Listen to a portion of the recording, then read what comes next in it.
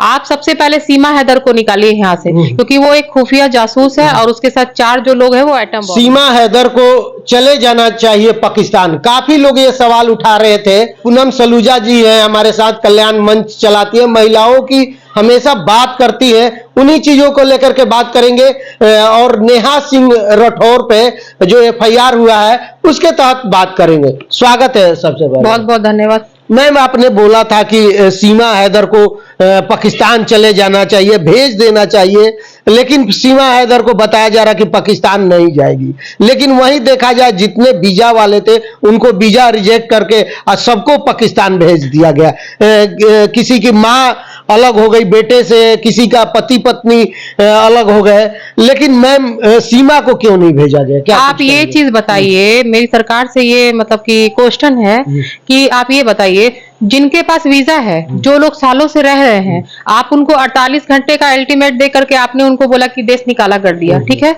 जो इनलीगल तरीके से भारत में आया है और जीता जाता वो एटम बॉम्ब है, जो उसके साथ 4 जो बच्चे आए हैं वो जीता जाता एटम बॉम्ब है, तो आप उसको कैसे पनाह दे सकते हैं? बिल्कुल। अब मैम वो लोग बच्चे जो है वो तो पाकिस्तानी है ना, कम से कम मैम, तो उनको भी तो निकालना चाहिए था। बिल्कुल निकालना चाहिए था। एक ऐसा मैंने रील्स देखा था कि सीमा हैदर जैसे रील्स बनाते रहती है, उस तरीके का रील्स बना रही थी, तो उसमें उसने बच्चे को बोला, बोलो जय हिंद, जय हिंद बोलो, इशारा करके उसको बोल रही थी। बच्चा पीछे से बोला, नहीं नहीं हम नहीं बोलेंगे, हम क्यों बोलेंगे जय हिंद। ये रील्स में थोड़ा सा बहुत लोगों ने नोटिस नहीं किया होगा, आप उसकी पूरी रील्स निकाल के देखो, वो एक रील्स में वो चीज उसके बच्चे ने बोला है। जब वो जय हिंद बोलने के लिए ना नु कर रहा है, तो वो आपको क्या लगता है वो भारत का झंडा लहराएगा कभी? बिल्कुल। अच्छा मैम, क्या कुछ कहिएगा, बॉर्डर पर आप लोग देख रहे होंगे कि कितनी की शादियां हुई लड़कियां की, उनको भेज दिया गया। 1-1 महीना 2-2 महीना शादी हुई, 6-6 महीना शादी हुआ, उनको भेज दिया गया। रो रही हैं सब। कितने बच्चे हैं उनको माँ से दूर कर दिया गया। मैम देखिए, ये बहुत दुखदायक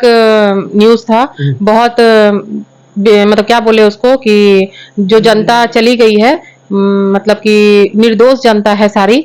और सबसे बड़ा जो मैंने करनाल का देखा था, हम खुद करनाल के रहने वाले हैं, मेरी मम्मी करनाल की है, तो करनाल का जो मैंने न्यूज देखा था, वो लड़की की मात्र 6 दिन पहले शादी हुई थी। तो ये सारी चीजों को देख करके बहुत तकलीफ लग रही है कि जिसका पति चला गया, जिसका कोख उजड़ गया, जिसका बेटा चला गया, और सबसे ज्यादा धर्म को लेकर के जो बोला गया, हिंदू हो तो गोली मार दो, हिंदू हो तो हम जब भारत में सेफ नहीं है तो हम कहाँ सेफ? एक समय था कि पाकिस्तान से निकाला हुआ था कि जितने पंजाबी है और जितने हिंदू है पाकिस्तान छोड़ दीजिए। हमारे पूर्वज भी वहीं से, मेरे परदादा भी, दादा सब लोग वहीं से आए हैं, पाकिस्तान से आए थे जब देश निकाला हुआ था। तो ये बताइए, जब वहां से यहाँ भगा दिया गया, अब यहाँ से भाग के हम लोग कहाँ जाए? बिल्कुल, हम लोग कहाँ जाएंगे भाग करके?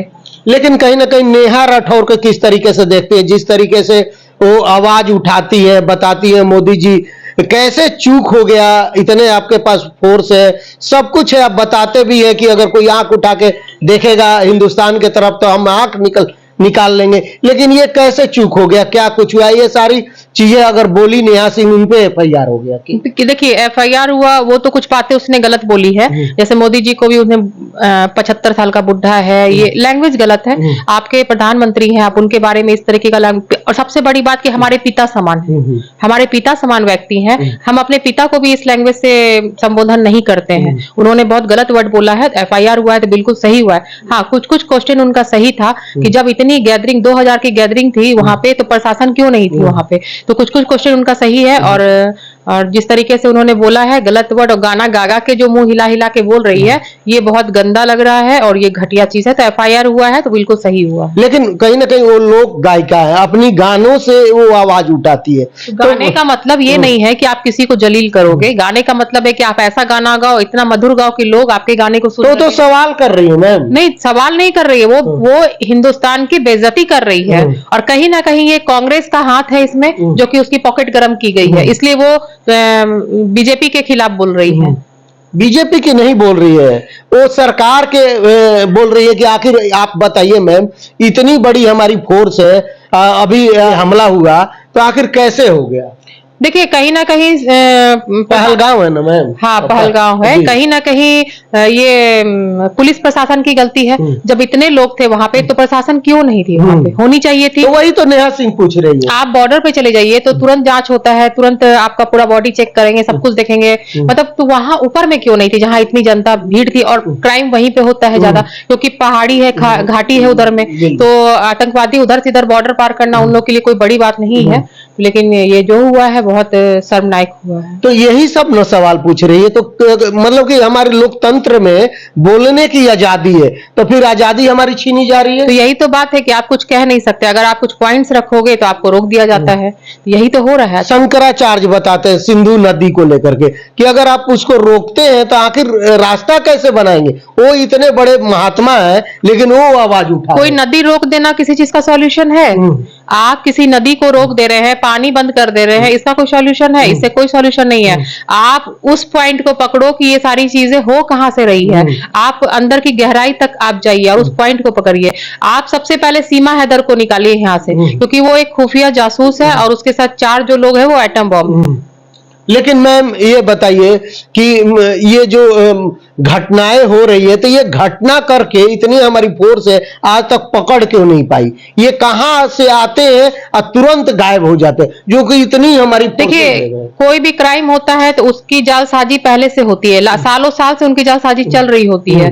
तो ये एक क्राइम जो किया गया है इसमें हमारे हिंदुस्तान के लोग ही शामिल होंगे, जिन्होंने रास्ता बताया, लोग बताया, कहां से क्या है, हथियार पहुंचाए। आप देखिए घोड़ा वाला है जो कि पूछ रहा था कितना आदमी आप लोग आए हैं, 20 आदमी है, फोन पे 20 प्लस ये वो जो भी इंडिकेट कर रहा था। तो कहने का मतलब है कि आप किसी को भी घोड़ा चला रहा है या फिर वहां रेस्टोरेंट वाले हैं, उनमें से कोई आतंकवादी आप उनमें से पकड़िए ना।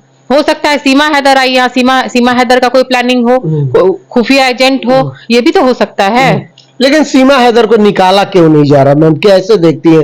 क्योंकि बहुत सारे लोग जो आए थे वीजा पासपोर्ट लेकर, उनको निकाल आइए, कहीं ना कहीं घुसपैठ करके आई है, नेपाल के रास्ते पाकिस्तान होते हुए आइए इंडिया में दाखिल हुई। पूरी जनता अगर एकजुट हो करके, एक साथ हो करके अगर सीमा हैदर को निकालने का एकदम ऐलान करेगी तो सरकार को भी निकालना उसको पड़ जाएगा, क्योंकि सरकार चल रहा है तो हमारे ही थ्रू चल रहा है। हम लोग वोट देते हैं तभी सरकार चल रही है, बिना हमारे एक वोट के लिए सरकार, ऐसा नहीं कि कोई सरकार बन जाता है।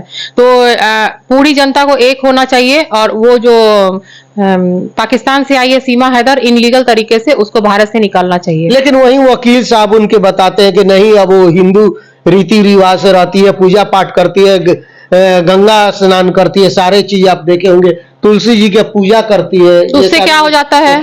900 चूहे खा के बिल्ली हज को चली। यही ना बात है कि 900 चूहे खा के बिल्ली हज को चली। जो ISI का जो एजेंट होता है उन लोगों को खुफिया एक ट्रेनिंग दी जाती है, जिसमें बताया जाता है कि आपके साथ शारीरिक संबंध भी बनाया जाएगा, आपके साथ शादी भी की जाएगी और आपको बच्चा भी पैदा करना पड़ जाएगा। तो ये एक एजेंट है, ये सब कुछ कर रही है यहाँ पे। अगर ये नहीं करेगी, तो अगर इस तरीके से नहीं करेगी, अगर राम का नाम नहीं लेगी, हिंदुस्तान का नाम नहीं लेगी, तो लोग तो इसको भगा ही देगा ना। तो ये कैसे खुफिया चीज को अपना ये करके भेजेगी? अब मुझे कहीं ना कहीं लगता है सचिन इन्वॉल्व है इन सब चीजों में। बिल्कुल, बहुत बहुत धन्यवाद मैम। आप लोग क्या सोचते हैं सीमा हैदर को लेकर के? अपना राय जरूर दीजिएगा। क्या उसको पाकिस्तान चले जाना चाहिए या इंडिया में ही रहना चाहिए? क्योंकि 4 जब बच्चे लेके आई है वो तो कम से कम पाकिस्तानी है, और एक फिर यहाँ पे भी बेटी हो गई है। तो आप लोग जरूर बताइएगा कि सीमा हैदर को जाना चाहिए या हिंदुस्तान में ही रहना चाहिए। तो धन्यवाद, नमस्कार।